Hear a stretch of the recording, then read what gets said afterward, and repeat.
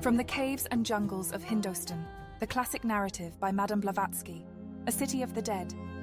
What would be your choice if you had to choose between being blind and being deaf? 9 people out of 10 answer this question by positively preferring deafness to blindness.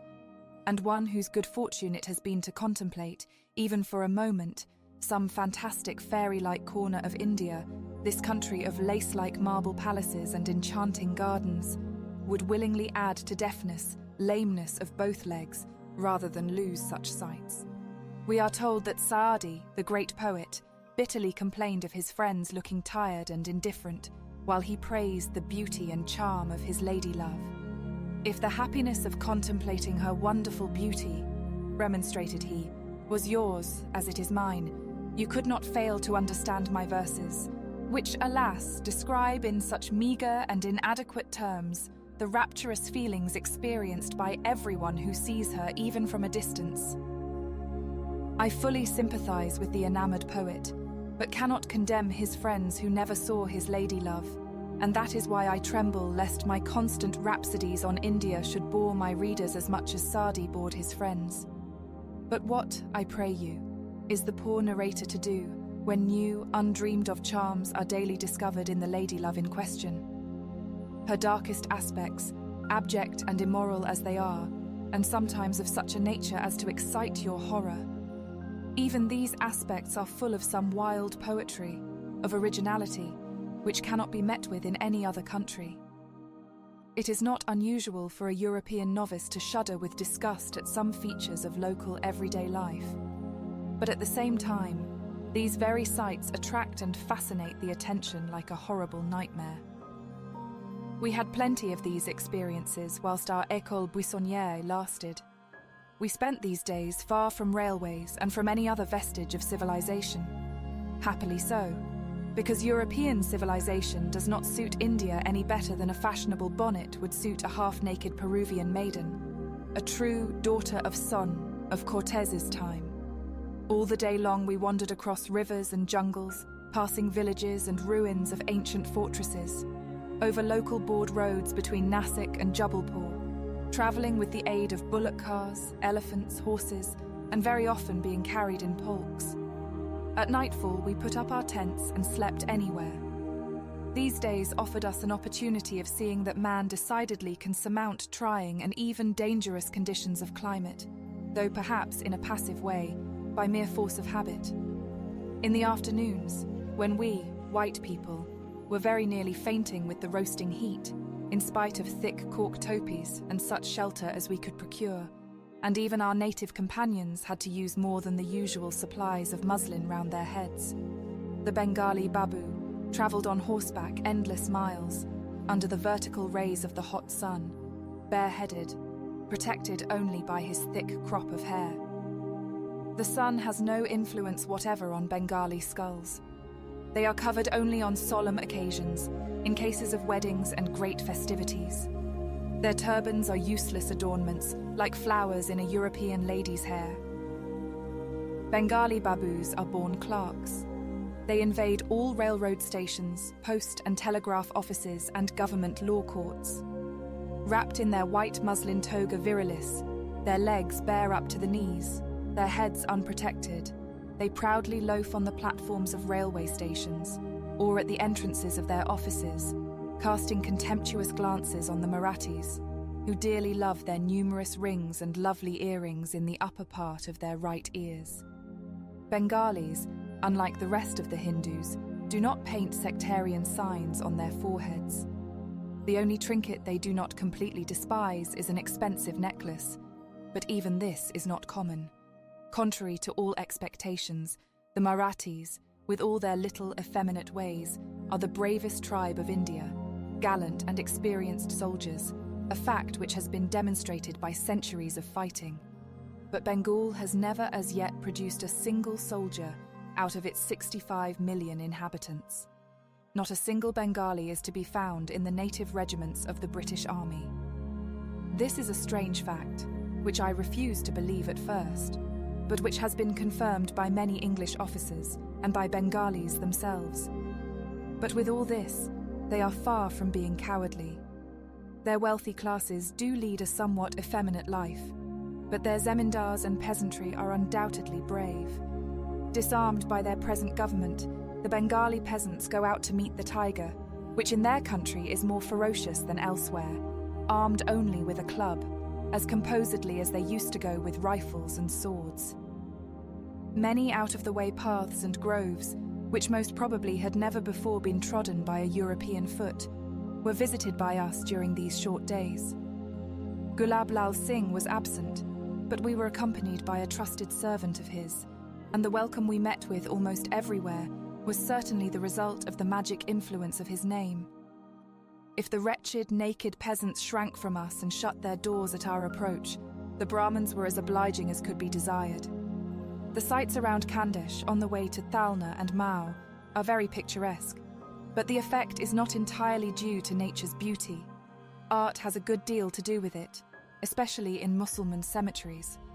Now they are all more or less destroyed and deserted, owing to the increase of the Hindu inhabitants around them, and to the Muslim princes, once the rightful lords of India, being expelled.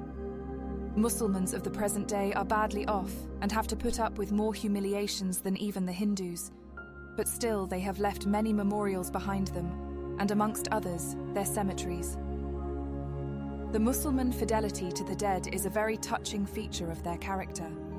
Their devotion to those that are gone is always more demonstrative than their affection for the living members of their families, and almost entirely concentrates itself on their last abodes. In proportion as their notions of paradise are coarse and material, the appearance of their cemeteries is poetical, especially in India. One may pleasantly spend whole hours in these shady, delightful gardens, amongst their white monuments crowned with turbans, covered with roses and jessamine, and sheltered with rows of cypresses. We often stopped in such places to sleep and dine. A cemetery near Thalna is especially attractive. Out of several mausoleums in a good state of preservation, the most magnificent is the monument of the family of Kiladar, who was hanged on the city tower by the order of General Hislop in 1818. 4 other mausoleums attracted our attention, and we learned that one of them is celebrated throughout India. It is a white marble octagon, covered from top to bottom with carving, the like of which could not be found even in Père Lachaise. A Persian inscription on its base records that it cost 100,000 rupees. By day, bathed in the hot rays of the sun, its tall minaret-like outline looks like a block of ice against the blue sky. By night, with the aid of the intense phosphorescent moonlight proper to India, it is still more dazzling and poetical. The summit looks as if it were covered with freshly fallen snow crystals. Raising its slender profile above the dark background of bushes, it suggests some pure midnight apparition, soaring over this silent abode of destruction and lamenting what will never return. Side by side with these cemeteries rise the Hindu Ghats, generally by the riverbank. There really is something grand in the ritual of burning the dead. Witnessing this ceremony, the spectator is struck with the deep philosophy underlying the fundamental idea of this custom. In the course of an hour, nothing remains of the body but a few handfuls of ashes. A professional Brahmin, like a priest of death, scatters these ashes to the winds over a river. The ashes of what once lived and felt, loved and hated, rejoiced and wept, are thus given back again to the 4 elements. To earth, which fed it during such a long time, and out of which it grew and developed. To fire, emblem of purity, that has just devoured the body in order that the spirit may be rid of everything impure, and may freely gravitate to the new sphere of posthumous existence, where every sin is a stumbling block on the way to moksha, or infinite bliss. To air, which it inhaled and through which it lived, and to water, which purified it physically and spiritually, and is now to receive its ashes into her pure bosom. The adjective pure must be understood in the figurative sense of the mantram. Generally speaking, the rivers of India, beginning with the thrice sacred Ganges, are dreadfully dirty, especially near villages and towns. In these rivers, about 200 millions of people daily cleanse themselves from the tropical perspiration and dirt. The corpses of those who are not worth burning are thrown in the same rivers, and their number is great because it includes all Shudras, pariahs, and various other outcasts, as well as Brahmin children under 3 years of age. Only rich and high-born people are buried pompously. It is for them that the sandalwood fires are lit after sunset. It is for them that mantrams are chanted, and for them that the gods are invoked. But Shudras must not listen on any account to the divine words dictated at the beginning of the world by the 4 rishis to Veda Vyasa, the great theologian of Aryavata. No fires for them, no prayers. As during his life, a Shudra never approaches a temple nearer than 7 steps, so even after death he cannot be put on the same level with the twice-born. Brightly burn the fires, extending like a fiery serpent along the river. The dark outlines of strange, wildly fantastical figures silently move amongst the flames. Sometimes they raise their arms towards the sky, as if in a prayer. Sometimes they add fuel to the fires and poke them with long iron pitchforks. The dying flames rise high, creeping and dancing, sputtering with melted human fat and shooting towards the sky whole showers of golden sparks, which are instantly lost in the clouds of black smoke. This on the right side of the river. Let us now see what is going on the left. In the early hours of the morning, when the red fires, the black clouds of miasmas, and the thin figures of the fakirs grow dim and vanish little by little, when the smell of burned flesh is blown away by the fresh wind, which rises at the approach of the dawn, when, in a word, the right side of the river with its gotas plunges into stillness and silence, to be reawakened when the evening comes, processions of a different kind appear on the left bank. We see groups of Hindu men and women in sad, silent trains. They approach the river quietly. They do not cry and have no rituals to perform. We see 2 men carrying something long and thin, wrapped in an old red rug. Holding it by the head and feet, they swing it into the dirty, yellowish waves of the river.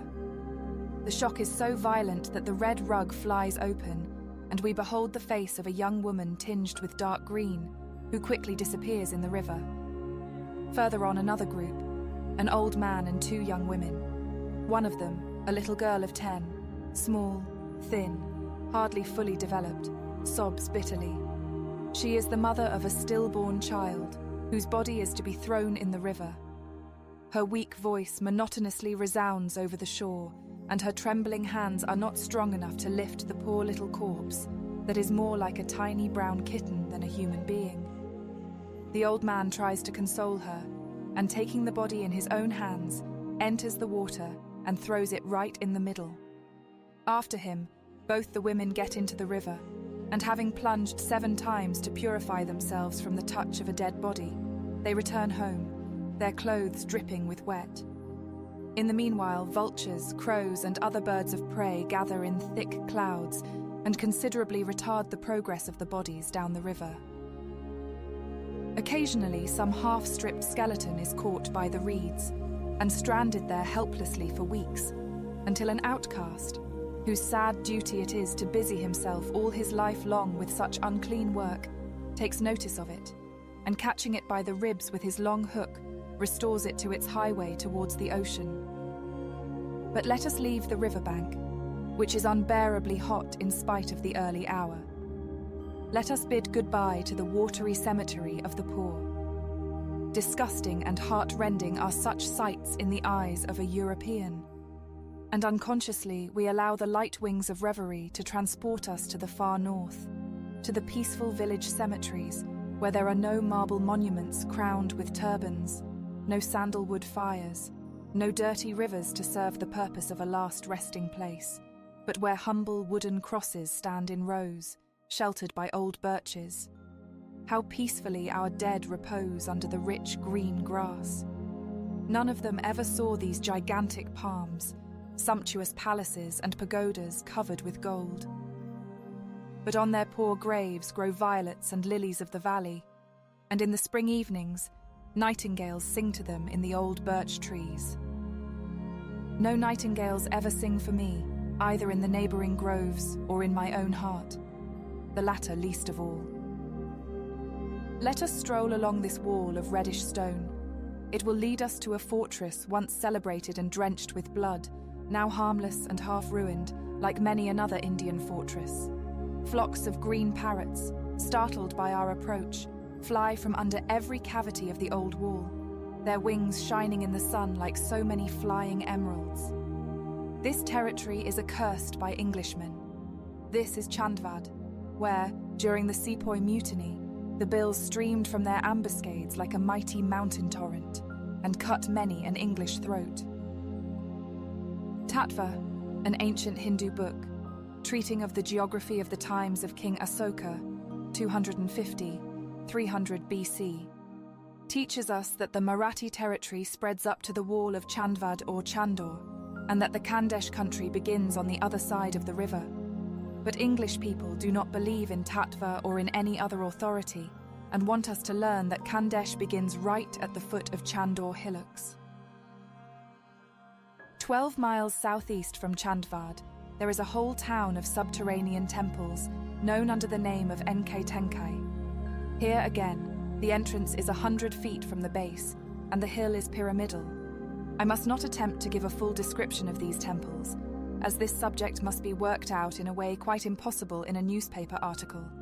So I shall only note that here all the statues, idols, and carvings are ascribed to Buddhist ascetics of the first centuries after the death of Buddha.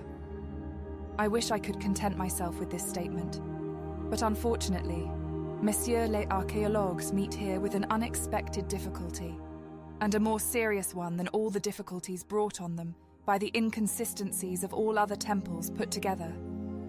In these temples, there are more idols designated Buddhas than anywhere else. They cover the main entrance, sit in thick rows along the balconies, occupy the inner walls of the cells, watch the entrances of all the doors like monster giants, and 2 of them sit in the chief tank, where spring water washes them century after century without any harm to their granite bodies. Some of these Buddhas are decently clad, with pyramidal pagodas as their headgear. Others are naked, some sit, others stand. Some are real colossi, some tiny, some of middle size. However, all this would not matter. We may go so far as to overlook the fact of Gautama's or Siddhartha Buddha's reform consisting precisely in his earnest desire to tear up by the roots the Brahmanical idol worship.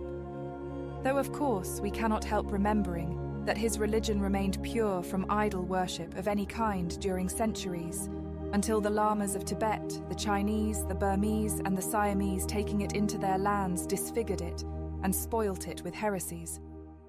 We cannot forget that, persecuted by conquering Brahmins and expelled from India, it found at last a shelter in Ceylon, where it still flourishes like the legendary aloe, which is said to blossom once in its lifetime and then to die, as the root is killed by the exuberance of blossom, and the seeds cannot produce anything but weeds. All this we may overlook, as I said before. But the difficulty of the archaeologists still exists, if not in the fact of idols being ascribed to early Buddhists, then in the physiognomies, in the type of all these Enkai Tenkai Buddhas.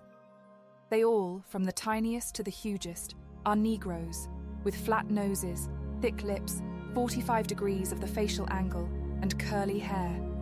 There is not the slightest likeness between these Negro faces and any of the Siamese or Tibetan Buddhas, which all have purely Mongolian features and perfectly straight hair. This unexpected African type, unheard of in India, upsets the antiquarians entirely. This is why the archaeologists avoid mentioning these caves. Enkai Tenkai is a worse difficulty for them than even Nasik. They find it as hard to conquer as the Persians found Thermopylae. We passed by Malaganva and Chikalval, where we examined an exceedingly curious ancient temple of the Jainas. No cement was used in the building of its outer walls. They consist entirely of square stones, which are so well wrought and so closely joined that the blade of the thinnest knife cannot be pushed between 2 of them. The interior of the temple is richly decorated. On our way back, we did not stop in Thalna, but went straight on to Gara. There we had to hire elephants again to visit the splendid ruins of Mandu, once a strongly fortified town. about 20 miles due northeast of this place. This time we got there speedily and safely. I mention this place because sometime later, I witnessed in its vicinity a most curious sight, offered by the branch of the numerous Indian rites, which is generally called devil worship. Mandu is situated on the ridge of the Vindhya Mountains, about 2,000 feet above the surface of the sea. According to Malcolm's statement, this town was built in AD 313, and for a long time was the capital of the Hindu Rajas of Dara. The historian Ferishta points to Mandu as the residence of Dilivan Khan Guri, the first king of Malwa, who flourished in 1387 to 1405. In 1526, the town was taken by Bahadur Shah, king of Gujarat, but in 1570, Akbar won this town back, and a marble slab over the town gate still bears his name and the date of his visit. On entering this vast city in its present state of solitude, the natives call it the Dead Town, we all experienced a peculiar feeling, not unlike the sensation of a man who enters Pompeii for the first time. Everything shows that Mandu was once one of the wealthiest towns of India. The town wall is 37 miles long. Streets ran whole miles. On their sides stand ruined palaces, and marble pillars lie on the ground. Black excavations of the subterranean halls, in the coolness of which rich ladies spent the hottest hours of the day, peer from under dilapidated granite walls. Further on are broken stairs, dry tanks, waterless fountains, endless empty yards, marble platforms, and disfigured arches of majestic porches.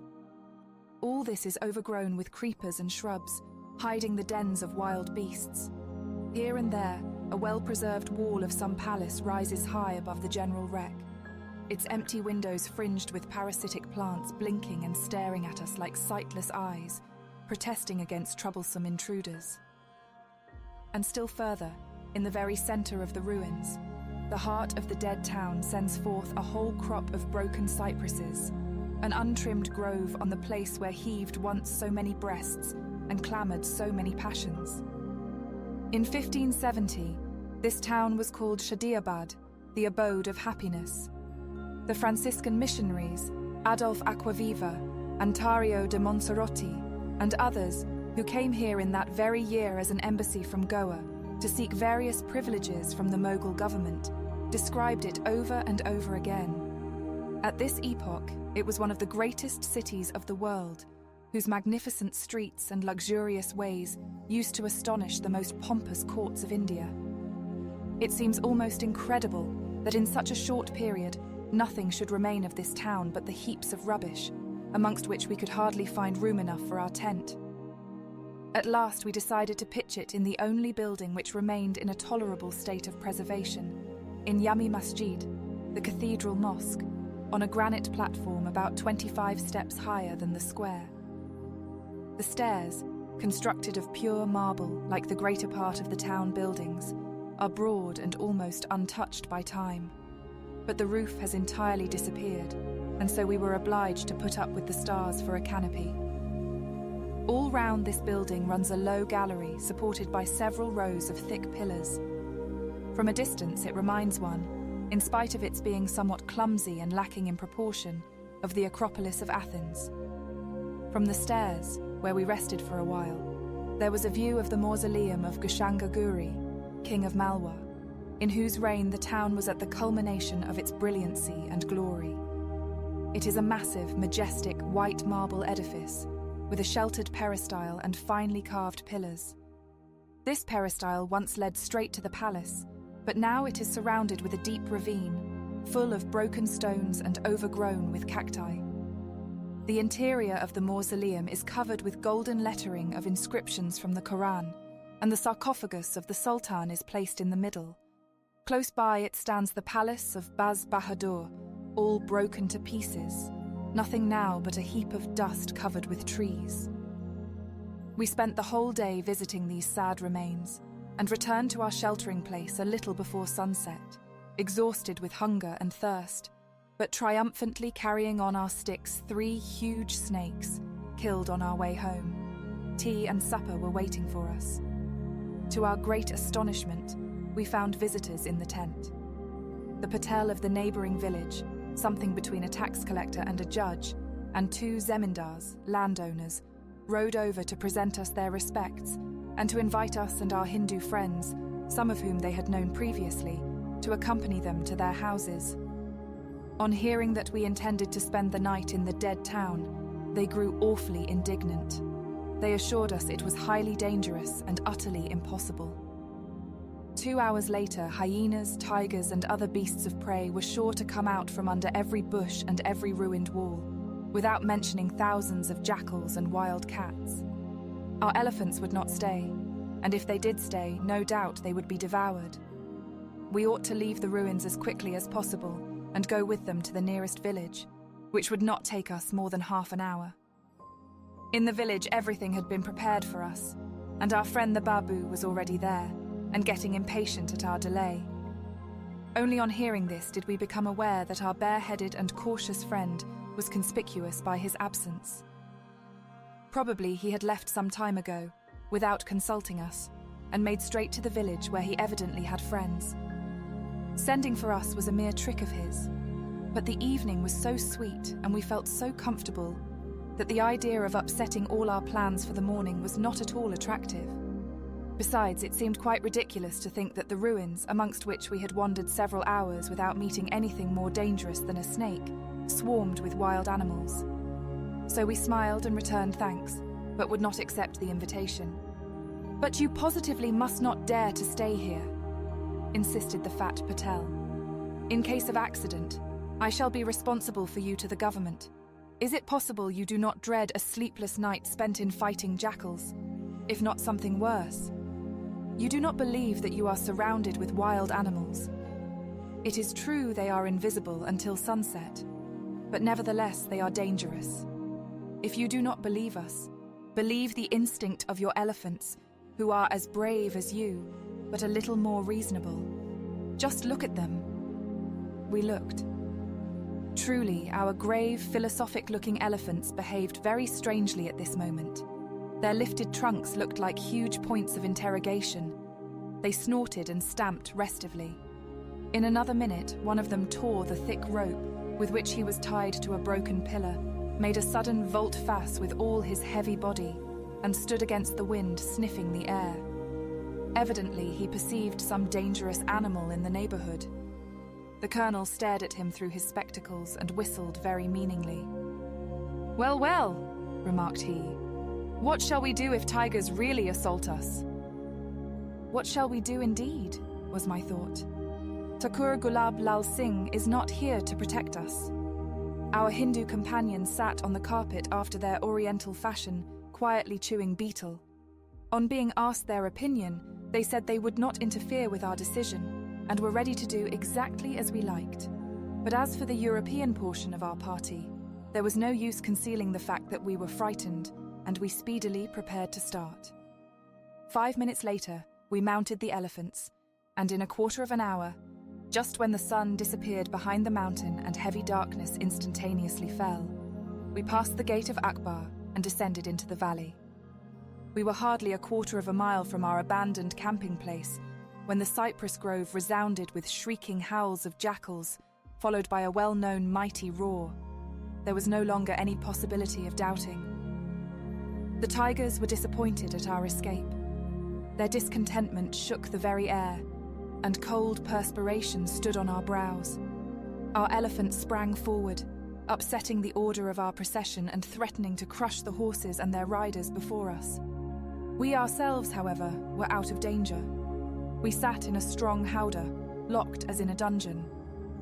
"It is useless to deny that we have had a narrow escape," remarked the colonel, looking out of the window at some 20 servants of the patel who were busily lighting torches.